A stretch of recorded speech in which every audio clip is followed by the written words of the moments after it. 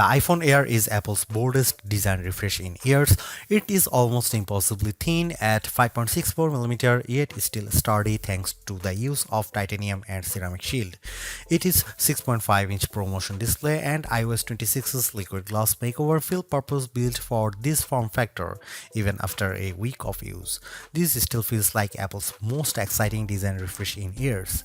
Battery life is solid, if not class-leading, and the single 48-megapixel camera limits flexibility, but for those who value design and portability above all else, it is sexy and stunning and maybe a new kind of pro. The iPhone Air is, to a degree, exactly what we were expecting. Apple's thinnest iPhone ever, measuring just 5.64mm. It feels light, balanced, and durable thanks to a grade 5 titanium frame and ceramic shield glass. In the hand, it is sleek and refined. I have been using my sky blue unit for a week now and it is still turning heads. The 6.5-inch Super Retina XDR OLED display is excellent. It is an always-on display that supports ProMotion, HDR, and brightness up to 3000 nits. It is slightly bigger than the iPhone 17's screen, which gives apps, text, and videos more room to breathe, and it looks great whether I'm scrolling TikTok, watching HDR videos, or just browsing outside on a sunny day. iOS 26 feels tailor-made for the Air with its new liquid glass design that looks striking and complements the physical build. Messages now support custom backgrounds, typing indicators, and polls, while the phone app and visual intelligence get useful upgrades. And while Siri's full AI overhaul isn't here yet, Apple Intelligence features are starting to appear. The biggest trade-off comes with the camera setup. There is just a single 48-megapixel camera lens on the rear of the phone. It produces sharp, natural-looking photos and impressive portraits, but you will miss the flexibility of a telephoto or ultra-wide if you are used to them. The selfie camera is excellent too. The Apple's center stage smarts for automatic, wide, and ultra-wide framing, and dual capture is genuinely fun. Performance from the A19 Pro is snappy and smooth, and it capably handled everything I threw at it, though the phone doesn't get warm during fast charging or heavy gaming. Battery life is decent but not class-leading enough for a workday, usually 6 to 8 hours of use, with my best stretch hitting around 10 hours away from the charger. Power users may want to invest in the $99 MagSafe Battery Pack, which matches the phone's slim profile and adds about 65% more life, but it is an added cost. The iPhone Air isn't the best iPhone for photography or endurance, but as a design statement, it's a gem. It feels like the most exciting iPhone Apple has released in years, and while it costs more than the iPhone 17 with fewer cameras and shorter battery life, it delivers value in other key areas. Apple unveiled the iPhone Air at its September 9, 2025 awe-dropping event alongside the iPhone 17, iPhone 17 Pro, iPhone 17 Pro Max, AirPods Pro 3, and 3 new Apple Watches. The Air, though, stands out with its entirely new design and is a whole new category of iPhone. It starts at $999 for 256 GB of storage, or you can bump that up to the 512 GB for $1,199 or 1 TB for $1,399. The iPhone Air is an eSIM only device worldwide and comes in 4 colors: sky blue, light gold, cloud white, and space black. I've been testing a 1 TB iPhone Air in sky blue. Apple will officially launch the iPhone Air on September 19, 2025, but it's up for pre-order now from the company's online store, authorized retailers, and carriers. If you are following the Apple rumor cycle, we were all expecting an ultra-thin iPhone to be released, one that would potentially go thinner than the iPhone 6 or 6 Plus, be more stunning than the iPhone X, and offer a truly refreshed look and feel for the iPhone. The launch event's awe-dropping tagline set the bar high, and the iPhone Air cleared it with room to spare. It's not the first ultra-thin phone. The Galaxy S25 Edge measures in at 5.8mm, but it still feels as stunning, sleek, and sexy in my hand right now after living with it for a week as it did during my brief hands-on session following the launch event. It feels as exciting as the iPhone X in that it might give us the playbook for the modern iPhone going forward, or at least show us one half of the purportedly incoming foldable iPhone. The photos released by Apple and even those shot by me for this review only do it partial justice. The iPhone Air is the best representation yet of Apple's vision for an iPhone that's just glass. It weighs in at just 5.82 ounces or 165 grams, fully justifying the Air moniker. Much like the iPhone 17 or even Pro Max, it feels balanced, not too top heavy, not too bottom heavy. It's Goldilocks ergonomics. I don't know if I'd quite call it eye-dropping, but the thinness is the part that gets people excited. At its thinnest, the iPhone Air is 5.64mm or 0.22 inches, and the plateau only jutes out of a bit more. I was instantly wowed, and over the course of a week, I have really become accustomed to this look and feel for an iPhone. While conducting some testing over the week, I showed it to my brother and sister-in-law, who were both visibly impressed when holding it. They asked about durability and were a little stunned at the overall feel. Then came the questions about battery life and the camera, both of which I will address below, and whether the USB-C port was thinner. On that last point, it is still a regular USB-C port, but to fit it in this frame and get in this small, Apple's design team started by 3D printing a custom one. And given how thin this phone had to be, Apple went back to grade 5 titanium for the shell and sides of the device. To further enhance the looks, it has a polished finish. My sky blue review handset is different from the MacBook Air and iPad Air colors of the same name. It is a bit lighter and pastel-like. I really like it, and the Air also comes in light gold, space black and cloud white.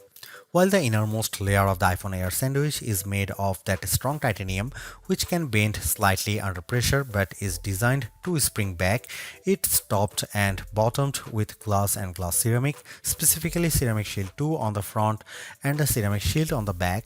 The rear, like the iPhone 17, is mostly frosted matte glass, while the top bump gets the glossy finish.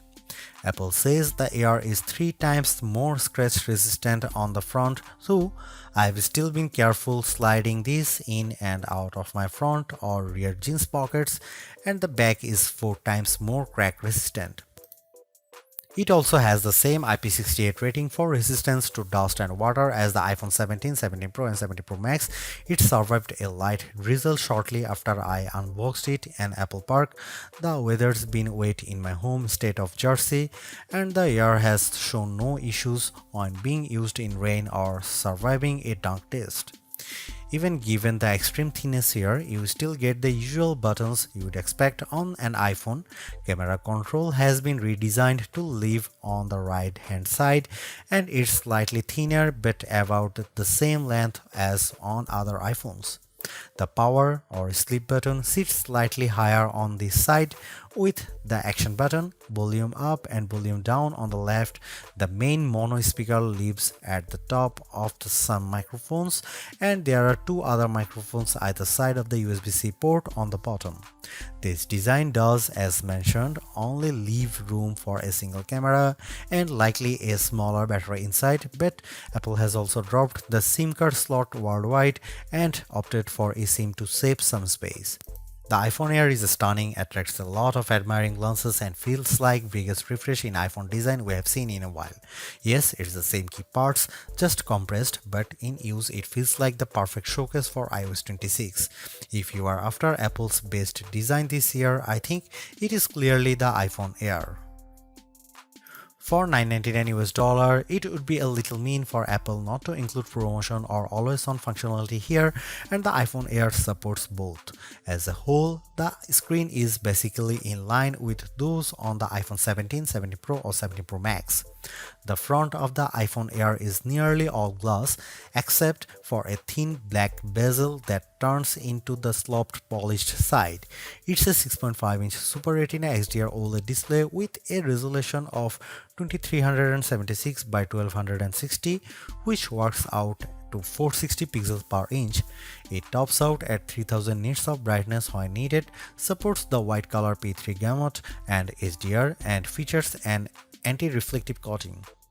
It also has the same dynamic island as the rest of the iPhone 17 line. In daily use, the display is really the main appeal here. On paper, it's 0.2 inches bigger diagonally than the iPhone 17 or 17 Pro, but it feels a bit more expensive.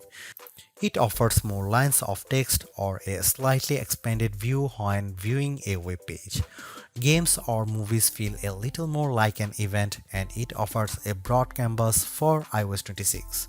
Lay two of these phones side by side and I think you'd have some idea of what Apple is planning to bring us with its long-rumored folding iPhone, and it would look mightily impressive, but we are not quite there yet. And it's still smaller than the Pro Max.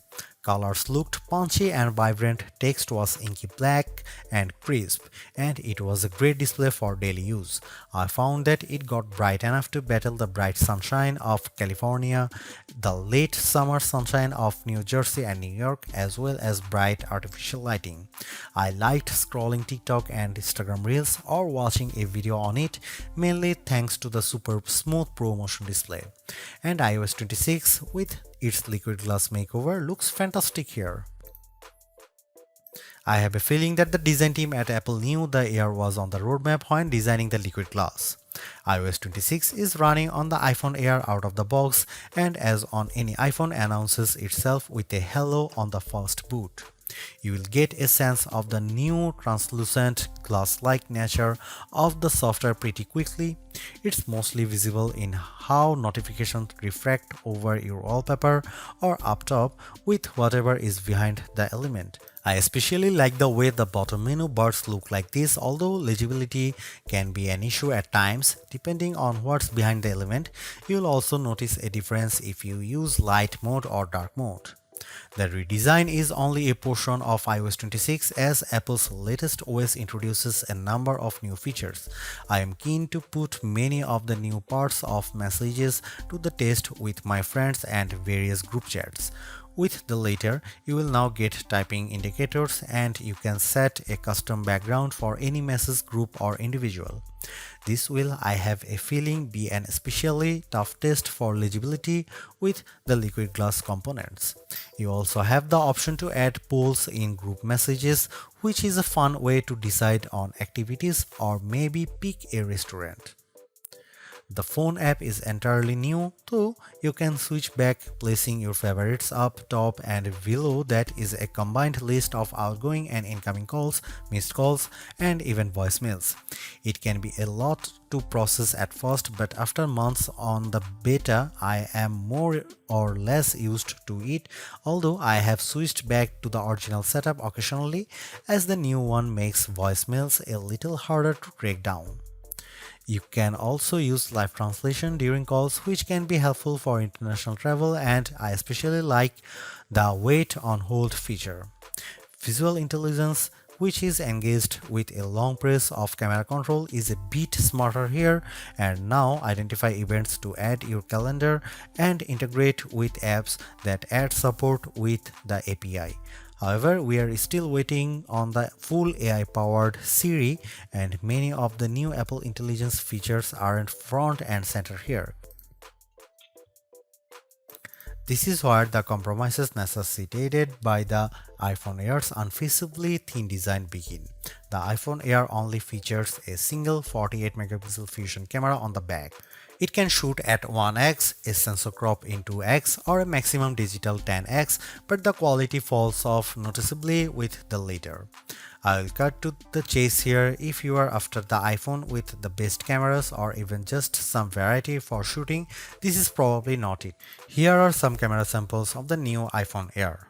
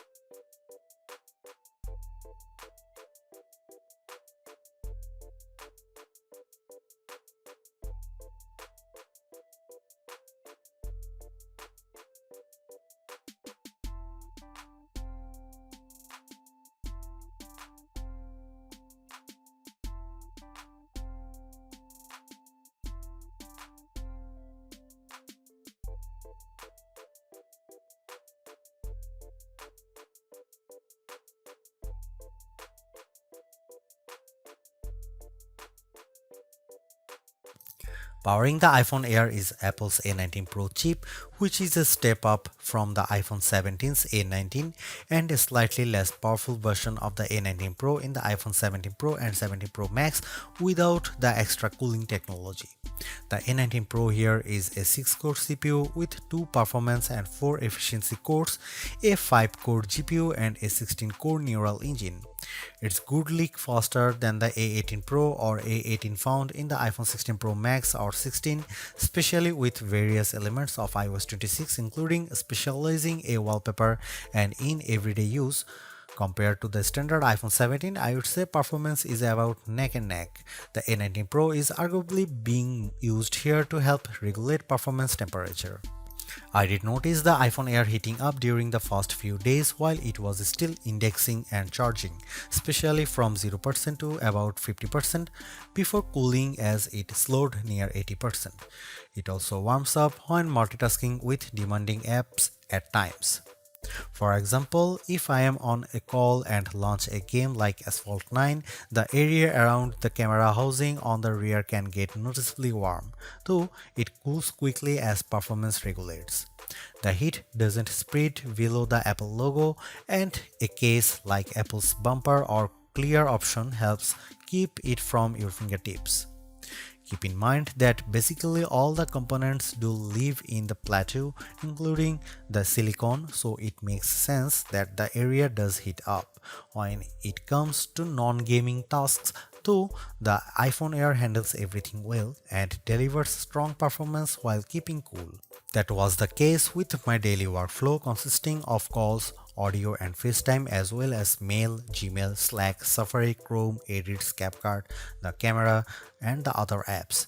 Even with creating a Genmoji or using Image Playground or another facet of Apple Intelligence, the iPhone Air didn't get especially warm. In terms of quantitative testing, the iPhone Air scored slightly higher than the iPhone 17 on Geekbench 6.5 at 3723 on single core and 9665 on multi-core. That's in line with smartphones at this price range, though as we noted in our Galaxy S25 Edge review, that phone has a thermal solution for keeping things cool. We can only guess at the iPhone Air's battery size for now as Apple doesn't officially release those numbers. It is clear though that the company has squeezed as large a cell as possible inside this ultra slim smartphone. Instead of capacity, Apple provides viewing estimates up to 27 hours of downloaded video playback and 22 hours of streaming. With the $99 MagSafe battery attached, those numbers rise to 40 and 35 hours respectively, about a 65% boost. In my experience, the iPhone Air generally lasts through a workday 6 to 8 hours depending on use. That's behind the iPhone 17, 17 Pro and 17 Pro Max, but it still meets Apple's all-day standard. On the test, I took it off a charger at 7:30 am and it lasted until 5:50 pm or 10 hours and 20 minutes. At best, I recorded 6 hours and 35 minutes of active screen time. On average, I got around 4 hours and 45 minutes. During my first few fast charges, the top of the camera plateau and the area beneath it did get warm, mostly between 0% and 50% before cooling down. This isn't unusual for fast charging and reflects the component layout. Power users will likely need to recharge by the time they get home. Apple's slim MagSafe battery nearly matches the Air's profile, adding only a bit more thickness than the camera bump. It recharges intelligently throughout the day, manages heat well, and uses pocket detection to optimize charging times. Optional, yes, but it complements the iPhone Air experience nicely. The iPhone Air delivers remarkable performance in a super thin and light design that's very durable. I especially like getting A19 Pro power in something this compact, but you have to make some trade-offs for the steep $999 price. You get only a single rear camera, which means no telephoto zoom, ultra-wide or macro shots, and while the Air's battery life is solid, it's a few hours behind the iPhone 17 Pro Max.